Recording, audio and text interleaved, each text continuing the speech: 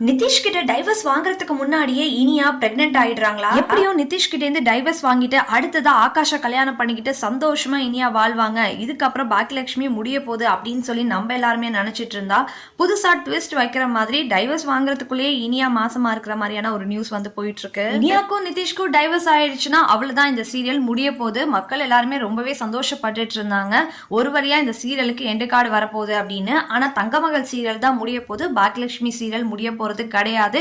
இது எல்லாத்துக்கும் தெரிஞ்ச ஒரு விஷயம் தான். ஆனாலும் மக்களோட எதிர்பார்த்து எப்படியாவது இந்த சீரியல் முடியும் அப்படின்னு சொல்லிட்டு, என்னதான் இந்த சீரியலை வந்து கேவலமா திட்டுனாலுமே வார வாரம் இந்த பாக்கியலட்சுமி ப்ரோமோக்கு பாத்தீங்கன்னா 20 லட்சம் வியூஸ்க்கு மேல போயிட்டு இருக்கு. அப்படி இருக்கிற போது எப்படிங்க இந்த சீரியலை முடிப்பாங்க? கண்டிப்பா முடிக்க மாட்டாங்க. இன்னும் 1 வருஷம் 2 வருஷத்துக்கு எடுத்துட்டு போனாலும் ஆச்சரியப்படுறதுக்கு கிடையாது.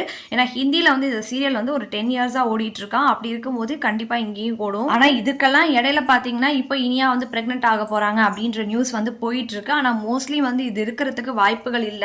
ஆனா ட்விஸ்ட் வைக்கணும்னா கண்டிப்பா இந்த சீனை வந்து கொண்டுட்டு வருவாங்க. ஆனா ஆகாஷ்க்கும் இனியாவுக்கும் கல்யாணம் நடக்கிறதுக்கு தான் நிறைய சான்சஸ் இருக்கு.